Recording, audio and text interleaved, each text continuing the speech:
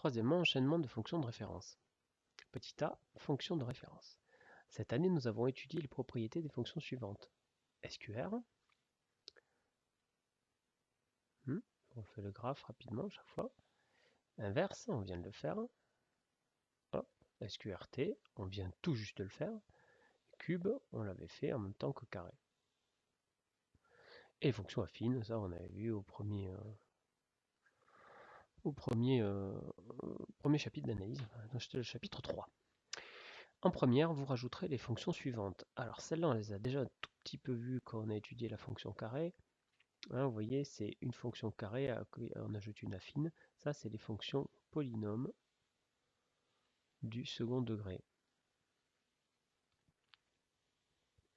La fonction valeur absolue. Alors la fonction valeur absolue, on a déjà vu comment elle marchait, mais on n'a pas vu comment on pouvait la voir comme une fonction. Hein. Bon, voilà, donc vous travaillerez sur ça un peu l'année prochaine.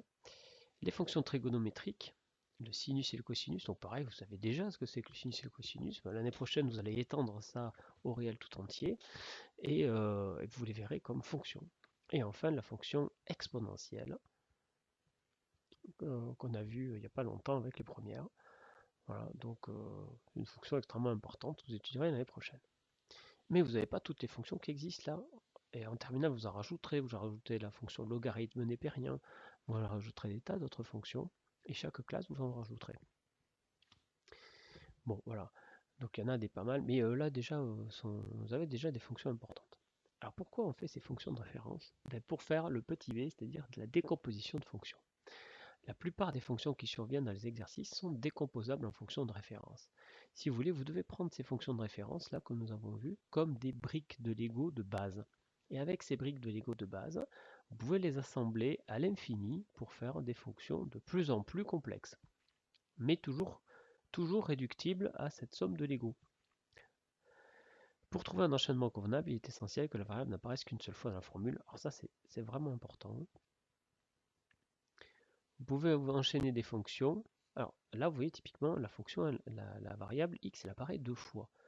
Donc cette fonction polynôme second degré, du moins sous cette forme, elle ne peut pas être exprimée en fonction de la fonction carré et de fonction affine, par exemple.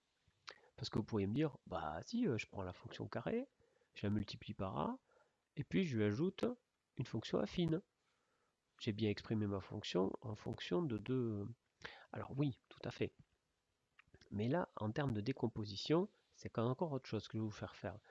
La décomposition, c'est on va partir de la variable et on va lui appliquer des fonctions. On lui applique la fonction 1. Donc on part de la variable, on lui applique une première fonction. On arrive à f1 de x. Puis on lui applique une deuxième fonction. Donc on arrive à f2 de f1 de x. Comme on avait fait en informatique. Et puis on applique f3. Donc on va arriver à f3 de f2 de f1 de x. Et vous voyez, c'est ce que on encapsule. Et ça, on peut continuer à l'infini. C'est ça qu'on appelle une décomposition. Alors, la décomposition d'une fonction n'est pas unique. Oui. Changer l'ordre de composition modifie généralement le résultat. On va tout de suite faire l'exercice, vous allez voir ce que ça signifie. Mais cela dit, on peut tout de suite le voir avec cette histoire. On va faire un petit exemple. Je vais utiliser la fonction carré et la fonction qui à x associe 2x plus 3. Alors, comme c'est un petit peu lourd, je vais l'appeler g, cette fonction. D'accord? Alors regardez, je pars de x. J'applique la fonction SQR. Attendez, je vais essayer de suivre mon code couleur parce que... Donc, g, je vais l'écrire en violet. Donc g, c'est la fonction qui a x associe 2x plus 3. Et en rouge, c'est la fonction SQR. Alors, j'applique la fonction carré en premier. Qu'est-ce qui se passe? Eh bien, j'obtiens x au carré. Puis après, je décide d'appliquer la fonction g. Qu'est-ce qui va se passer? Eh bien, g, c'est 2x plus 3. D'accord? Mais c'est 2x plus 3 si c'est appliqué à x. Donc si c'est appliqué à x carré, c'est 2x carré plus 3. Alors, il y en a qui ont du mal à voir ça. Donc si vous voulez, à la place du x carré, là, mettez-vous un carré.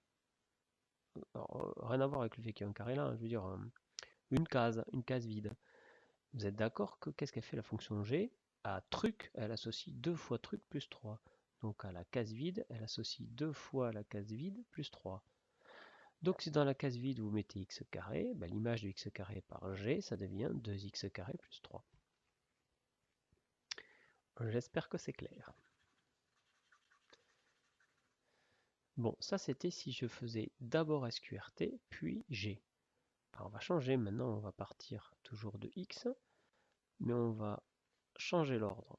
On va d'abord appliquer G, puis appliquer SQR. Alors allons-y, j'applique G. Bon, bah, l'image de X par G, c'est 2x plus 3. Pas de problème. Maintenant j'applique le carré à ça. Ça va pas me donner 2x carré plus 3, ça va me donner 2x plus 3, le tout au carré.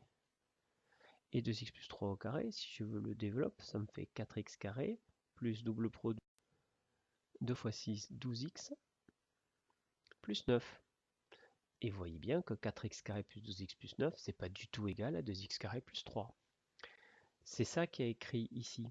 Changer l'ordre de composition des fonctions modifie le résultat. Alors généralement, pas toujours, hein, bien sûr. Hein, mais là, voilà un exemple typique où, selon que je fais le carré avant ou la fine après, bah, ça change tout. Alors maintenant, on va faire l'exercice 9.